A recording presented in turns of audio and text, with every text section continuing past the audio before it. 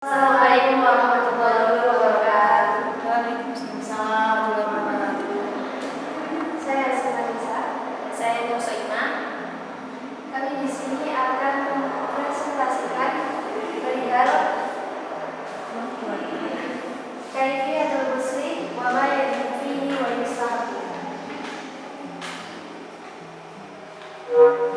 Definisi dan perkara yang mewajibkan mandi dasar. Pendapat ulama fikih mengenai mandi, yakni membasuh seluruh badan dengan tujuan di dalamnya yaitu menghindarkan hadas besar seperti halnya hadas janabah.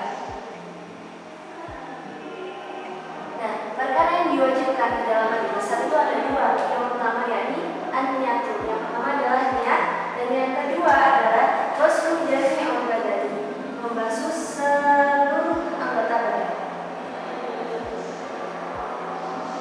Apakah kalian tahu mengenai niat? Niat yang dimaksud di sini adalah bahwa orang yang melakukan mandi berniat dalam hatinya untuk menghilangkan hadas besar. Diharuskan baginya membasuh seluruh badan dengan meratakan air pada seluruh anggota badan yang dapat dibasuh atau disebut dengan anggota bagian.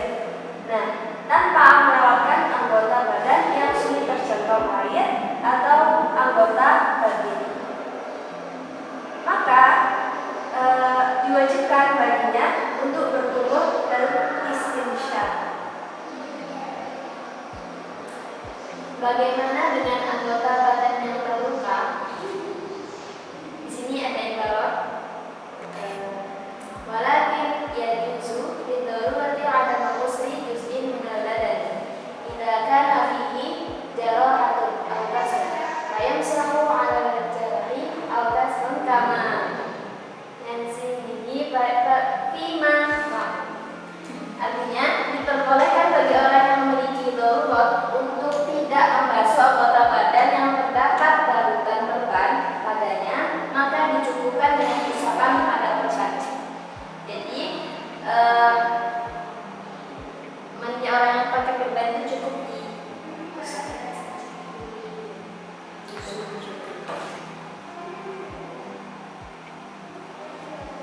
Di sini dijelaskan tata cara mandi besar. Jadi yang pertama adalah membasuh tangan sampai pergelangan tangan sebanyak 3 kali. Nah, yang disunahkan adalah membasuh sebanyak 3 kali ini. Dan yang kedua adalah membasuh kemaluannya untuk membersihkan ada sisa-sisa hadas yang ada di kemaluan. Yang ketiga adalah membersihkan kotoran yang ada pada tubuh. Yang keempat yakni berwudu untuk menyempurnakan membasuh anggota yang batin tadi. Yang kelima yakni mengalirkan air ke seluruh tubuh dimulai dari atas kepala dengan berniat untuk menghilangkan hadas. Dan yang keenam mendahulukan anggota kanan dari anggota kiri serta menggosok tubuhnya.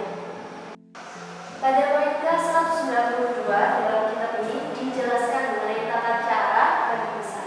Yakni poin yang pertama membasuh tangan sampai pergelangan tangan sebanyak 3 kali. Nah, yang disunahkan ini apa? Yang disunahkan adalah hanya membasuh 3 kalinya ini tadi. Yang kedua adalah membasuh kemaluannya, jadi membersihkan sisa-sisa hadas yang ada pada kemaluan. Poin yang ketiga yaitu membersihkan kotoran yang ada pada tubuh. Yang keempat yakni disunahkan berwudu bagi kita yang mandi besar. Poin yang kelima mengalirkan air ke seluruh tubuh dimulai dari atas kepala dengan berniat menghilangkan hadas. Jadi niat harus bersamaan dengan kita mengalirkan air dari atas kepala. Dan poin yang keenam yakni mendahulukan anggota kanan dari anggota kiri serta menggosok tubuh. Poin yang ketujuh menyela-nyelai jari. Dan poin yang kedelapan yakni membasuh kaki sampai mata kaki. Nah, poin yang membasuh kaki sampai mata kaki ini mengapa kok dikhususkan? Karena kita disunahkan berwudu ketika mandi besar. Diperbolehkan juga bagi kita untuk memisah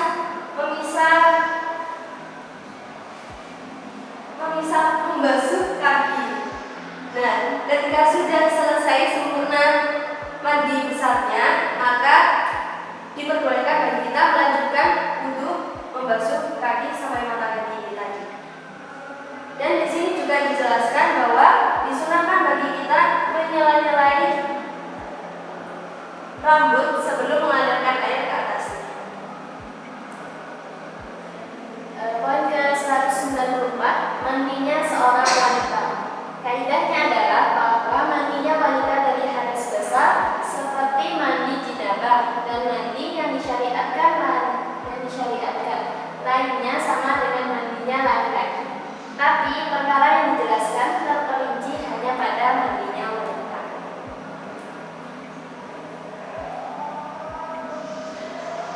Haruskah menggerai rambut saat mandi besar? Ini banyak dipertanyakan oleh orang luar.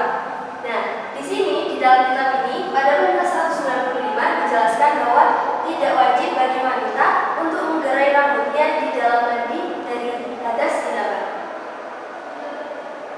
Adapun penguatnya dari hadis Ummu Salamah bahwa Rasulullah menjelaskan cukup dengan 3 kali basuhan bagi orang yang bergelung.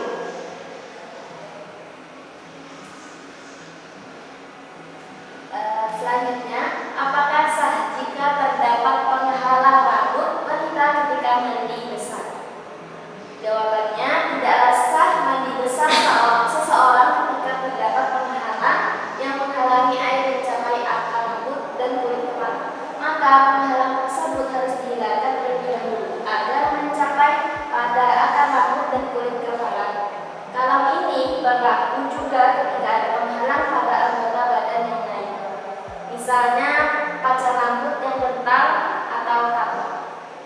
Jadi itu termasuk penghalang.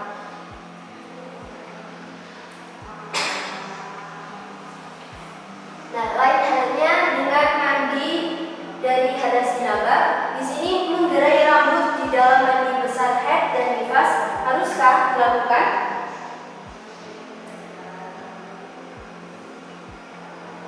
Terjadi perkhilafan para ahli fikih.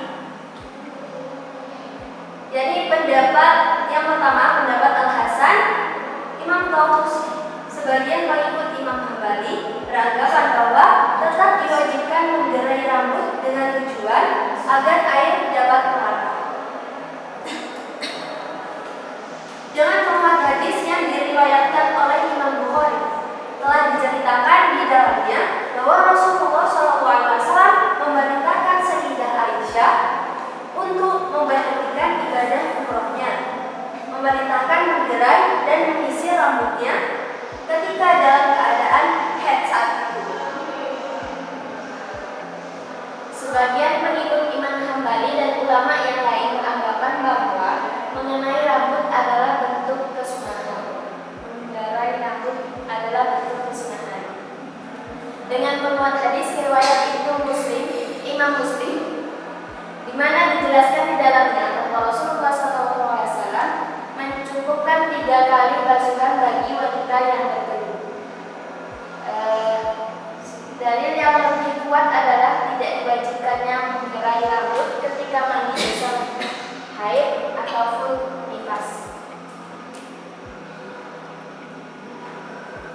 Adapun perkara-perkara mandinya wanita, yang pertama yakni disunahkan bagi wanita haid untuk mandi dengan air dan daun teratai. Yang kedua, mengalirkan air ke bagian kepalanya, menggosok sampai air mencapai akar rambut, kemudian mengalirkan air ke seluruh badan.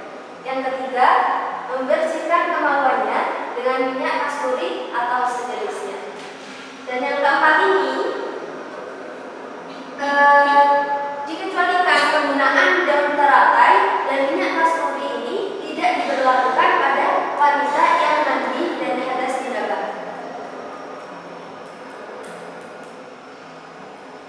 Poin yang ke-200, menyisir rambut ketika mandi dari haid. Hadis yang diriwayatkan oleh Imam Bukhari menjelaskan bahwa diperbolehkan menyisir rambut bagi orang yang sedang haid. Dan poin yang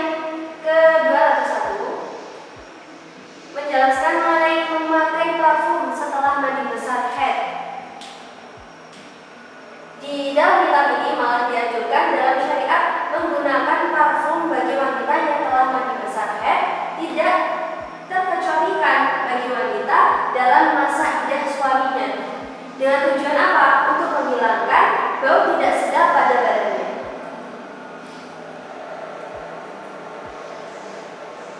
Poin selanjutnya, mandi di kamar mandi umum bagi wanita. Apakah boleh atau tidak? Dalam kitab ini diperbolehkan mandi di kamar mandi umum bagi wanita dengan adanya hajat, seperti mandi haid, nifas, terkena najis, sakit, atau tidak memungkinkan baginya mandi di rumahnya. Dengan syarat dia menundukkan pandangannya, menutup auratnya, dan tidak mengarah ke wanita lain.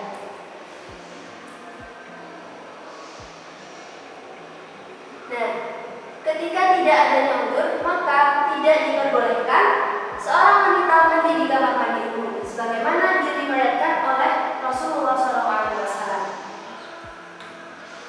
Di sini ada hadis riwayat Abu Daud Ibnu Majah dalam kitab Tajul Jami' lil Usul.